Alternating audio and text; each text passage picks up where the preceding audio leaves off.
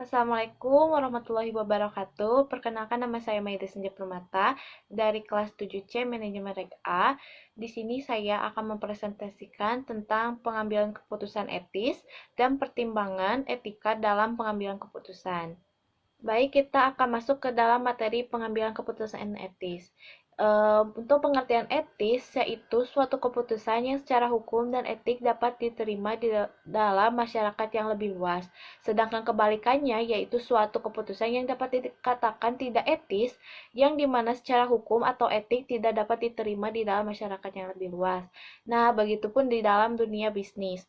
Um, Jika perilaku tidak etis dalam bisnis tidak hanya menciptakan resiko hukum bagi perusahaan, namun juga berisiko pada kelangsungan hidup perusahaan. Yang dimana jika perusahaan tidak peduli terhadap etika, akan merusak reputasi dan berimplikasi kalahnya dalam persaingan pasar, bahkan juga memungkinkan akan terjadinya kebangkrutan di dalam perusahaan tersebut. Lalu selanjutnya yaitu nilai-nilai etis yang dimana keyakinan dan prinsip-prinsip yang secara adil untuk tujuan kesejahteraan. Nah, di situ ada dua elemen penting dalam nilai-nilai etis. Yang pertama yaitu nilai yang etis bertujuan untuk kesejahteraan, dan yang kedua yaitu kesejahteraan atas dasar nilai etis eh, bukan merupakan kesejahteraan yang bersifat pribadi dan egois. Baik, selanjutnya yaitu pengambilan keputusan yang etis dalam konteks yang pribadi dan profesional. Yang pertama yaitu menentukan fakta-fakta yang dibutuhkan. Lalu yang kedua yaitu mengenali terlebih dahulu sebuah keputusan atau permasalahan sebagai sebuah keputusan yang bersifat etis atau permasalahan etis. Lalu yang ketiga yaitu mengidentifikasikan dan mempertimbangkan semua pihak yang dipengaruhi oleh sebuah keputusan. Yang keempat yaitu mempertimbangkan alternatif-alternatif yang tersedia. Lalu yang terakhir yaitu yang kelima, mengambil keputusan. Dan keputusan yang harus tetap dilakukan seperti apapun kondisinya. Lalu yang selanjutnya yaitu pengambilan keputusan yang etis dalam konteks tanggung jawab pemberi kerja dan hak karyawan. Nah, yang pertama yaitu isu-isu etis di tempat kerja. Lalu yang kedua itu seperti parameter dan hubungan kerja. Yang ketiga perampingan. Lalu yang keempat yaitu kesehatan dan keselamatan kerja. Yang selanjutnya yaitu eh, pengambilan keputusan yang etis dalam penggunaan teknologi dan privasi di tempat kerja yang konteks. Yang pertama yaitu adanya kejujuran dan akurasi. Yang kedua yaitu menghargai privasi orang lain. Lalu yang ketiga menghargai hak-hak kepemilikan dan rasa aman. Dan yang keempat yaitu akuntabilitas.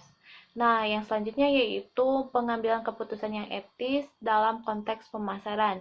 Yang pertama itu adanya kejujuran, yang kedua adanya keadilan, yang ketiga adanya kesehatan, dan yang keempat adanya keselamatan bagi konsumen.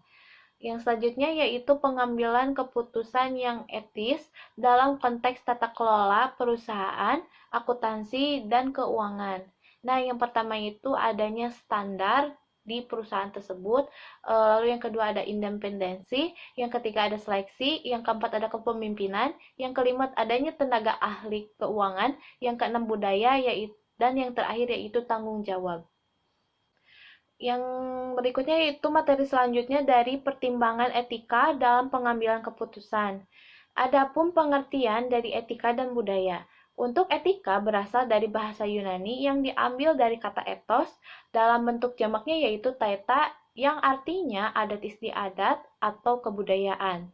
Sedangkan budaya yaitu hasil karya yang dibuat oleh manusia dan yang dihasilkan dari yang telah dipakai sebagai bagian dari bentuk tata kehidupan sehari-hari.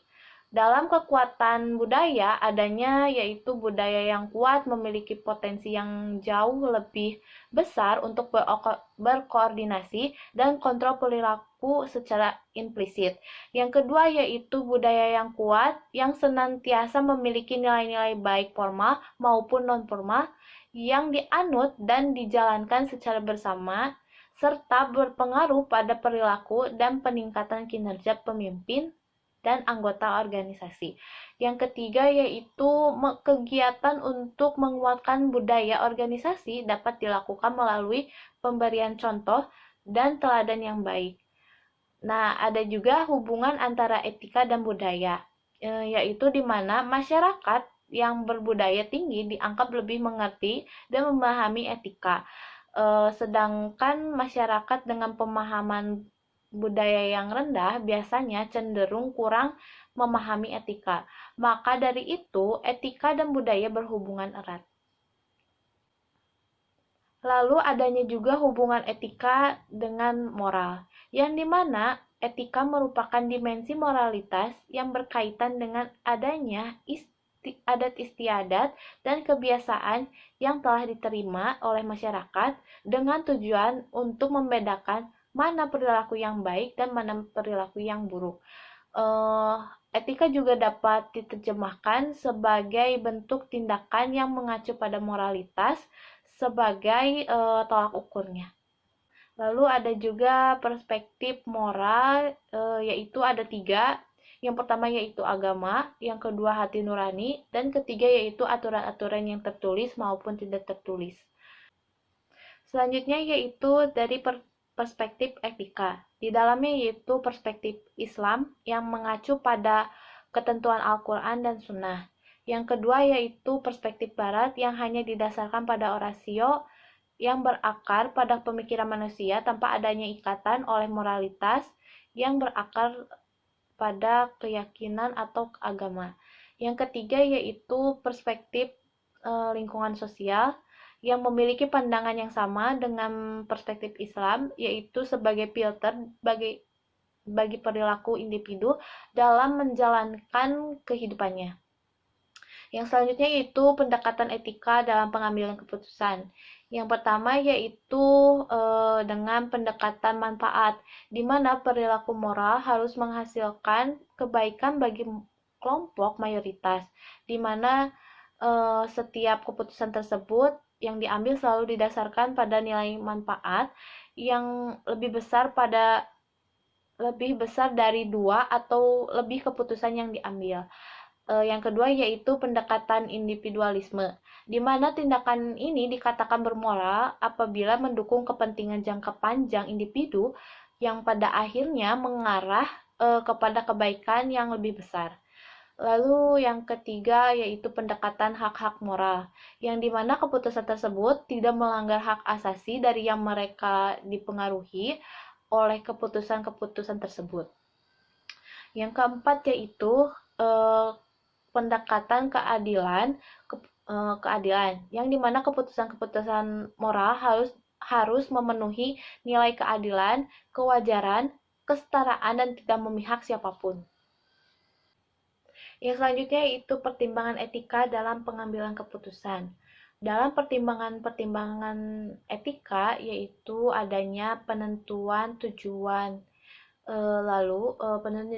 Tujuan.